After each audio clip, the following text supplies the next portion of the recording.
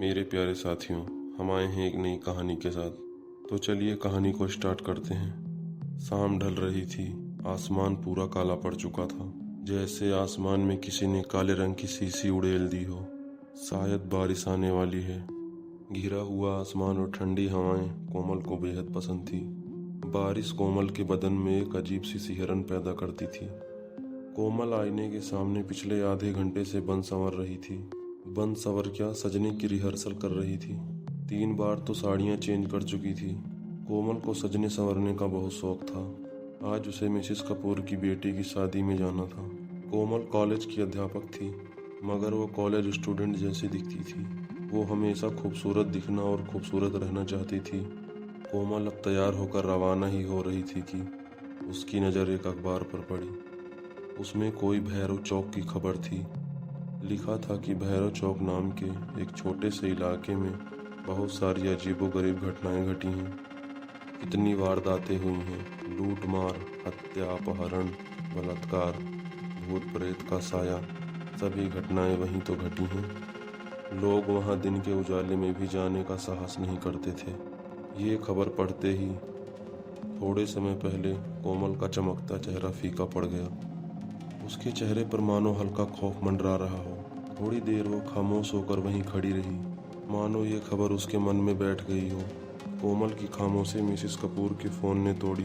कोमल ने फ़ोन उठाया और वहाँ से बातें करते अपने कार में निकल गई। कोमल को शादी में पहुँचने में कोई दिक्कत नहीं आई। कोमल ने गाड़ी से बाहर निकलने से पहले एक बार फिर अपना चेहरा निखार लिया था। कोमल का स्वागत हंसते चेहरों ने किया, मगर कुछ ऐसे चेहरे भी थे जिसने चांदनी को बुरी नीयत से देखा। वो चेहरे थे कॉलेज के बदमाश और कॉलेज के बिगड़े हुए लड़के। कॉलेज उन लड़कों को 5 पापी बुलाती थी। लड़कियों को छेड़ना, लड़कियों के साथ बदतमीजी करना, लड़ना झगड़ना, वो सब उन 5 का काम था। इसलिए कॉलेज में उसे 5 पापी के नाम से बुलाते थे। खैर, कोमल भी उनकी हरकतों को भली बात ही जानती थी, इसलिए उनको अनदेखा करके शादी में शामिल हो गई। नाच गाना, खाना पीना, गप्पे, लड़ाई और विदाई में पता ही नहीं चला कि रात के 12 बज गए। उसे घर पहुंचने में अभी 2 घंटे का फासला तय करना था। तभी कोमल के पति विनय का फ़ोन आया। हेलो कोमल, कहाँ हो? कोमल ने कहा, मैं शादी में आई थी पर बहुत देर हो गई है, बस मिसेस माथुर के साथ अब निकल रही हूँ। कोमल ने बातें ख़त्म करके फ़ोन रखा। कोमल ने फटाफट मिसेस कपूर को बाय किया और मिसेस माथुर को ढूंढने लगी, पर पता चला कि मिसेस माथुर तो घर के लिए कब से रवाना हो चुकी हैं। कोमल सोचने लगी कि अब वो अकेले घर कैसे जाएगी। तभी अचानक से तेज बिजली कड़की। शायद थोड़े समय के बाद बारिश होने वाली है। उसने किसी की परवाह किए बिना अकेले ही वहां से निकल पड़ी, मगर वो 5 पापी कोमल की हर हरकत पर नज़र रखे हुए थे। कोमल ने बस थोड़ा सा फासला तय किया ही था कि बारिश की बूंदाबांदी आने लगी।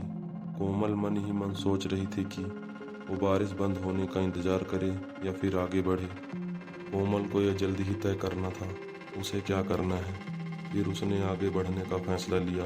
कोमल की कार थोड़ी आगे बढ़ी ही थी कि तेज बारिश शुरू हो गई। हमेशा कोमल को सिहरन देने वाली बारिश की बूंदें आज बाधा बन रही थी।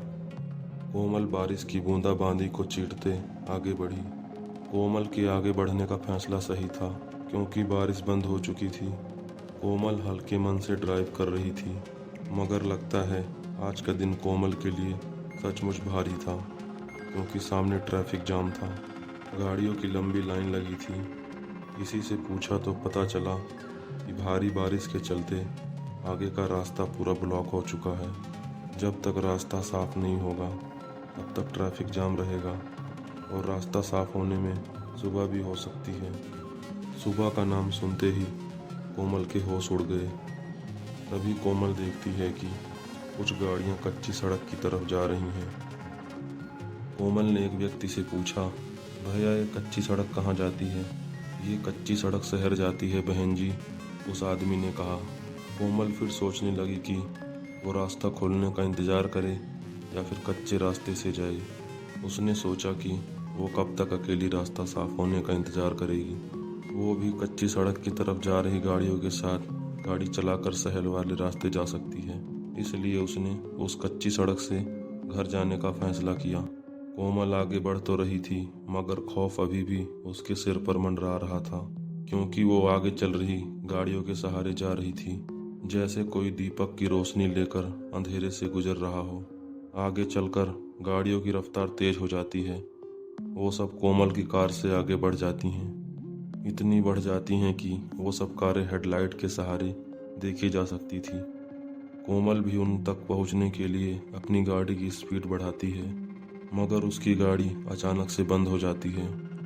गाड़ी बंद होते ही कोमल की घबराहट और बढ़ जाती है। वो वहाँ अकेली थी और आगे पीछे कोई भी नहीं था।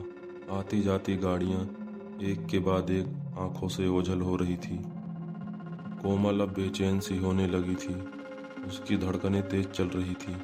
उसके माथे से डर की बूंदें एक के बाद एक टपकने लगी थी। उसकी आंखों में खौफ साफ दिख रहा था। वो घबरा के जोर जोर से सांसें ले रही थी।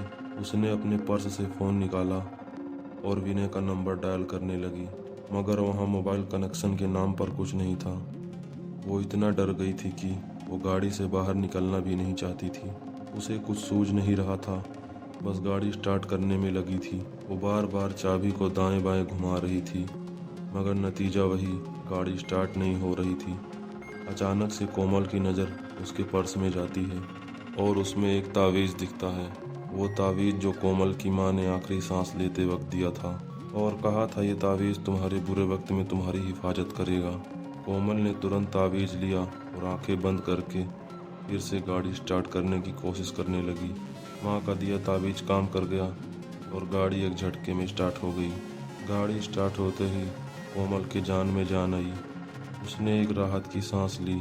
कोमल तावीज़ की शक्ति से अचंभित हो गई। वह समय व्यर्थ किए बिना वहाँ से चल दी। कोमल ने 1-2 किलोमीटर का रास्ता काटा था, तभी उसे वहाँ एक बोर्ड दिखाई देता है। उस बोर्ड पर लिखा था भैरव चौक। भैरव चौक का नाम पढ़ते ही कोमल के रोंगटे खड़े हो गए और आंखें खुली की खुली रह गई। उसकी सांसें फिर से तेज रफ्तार से बढ़ने लगी। वही भैरव चौक जिसके बारे में कोमल ने अखबार में पढ़ा था, जहाँ पर खून, बलात्कार जैसी वारदातें हुई थी।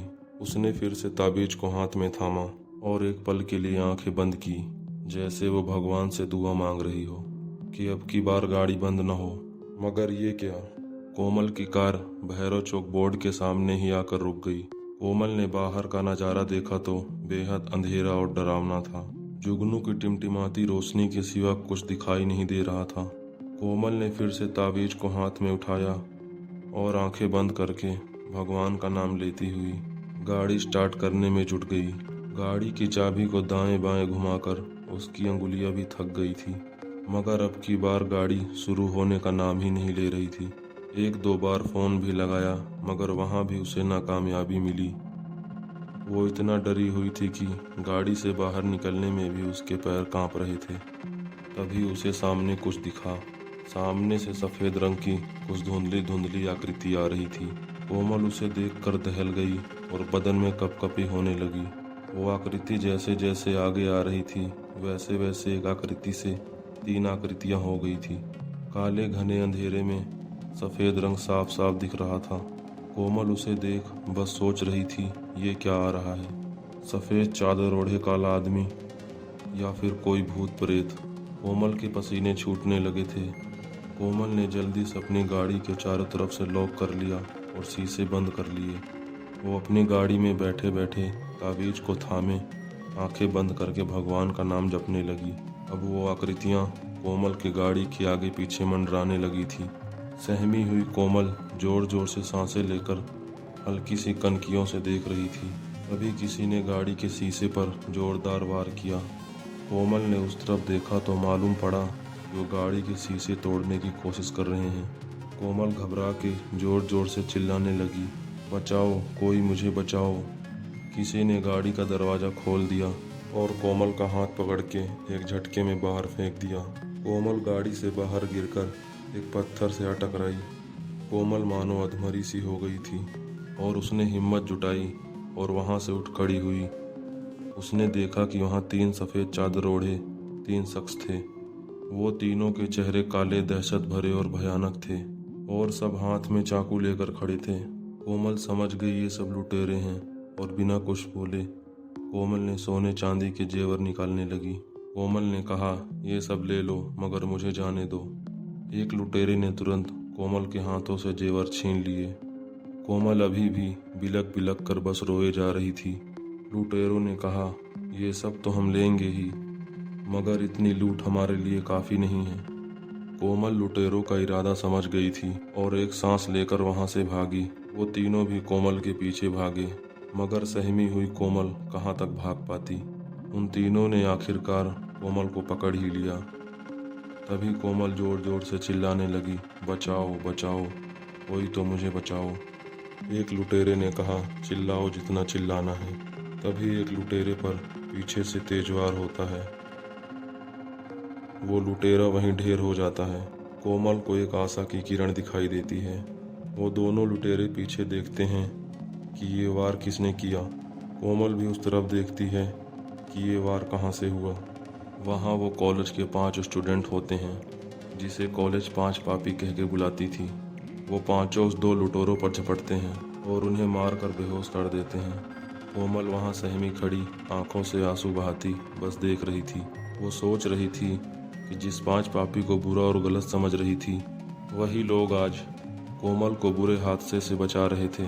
तभी उन 5 ने कहा, मैडम हम बुरे हैं, मगर इज्जत सबकी करते हैं, आप बेफिक्र होकर जाइए। ये सन्नी आपको सुरक्षित घर तक छोड़ देगा और इन लुटेरों को हम पुलिस के हवाले कर देंगे।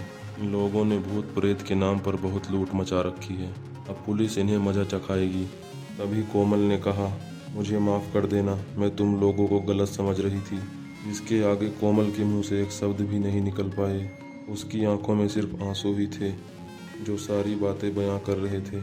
कोमल वहां से सुरक्षित होकर घर चली गई और कोमल की जान बच गई। तो दोस्तों, आप सभी को हमारी ये कहानी कैसी लगी कमेंट में ज़रूर बताएं और चैनल को सब्सक्राइब करें। हम आएंगे एक नई कहानी के साथ।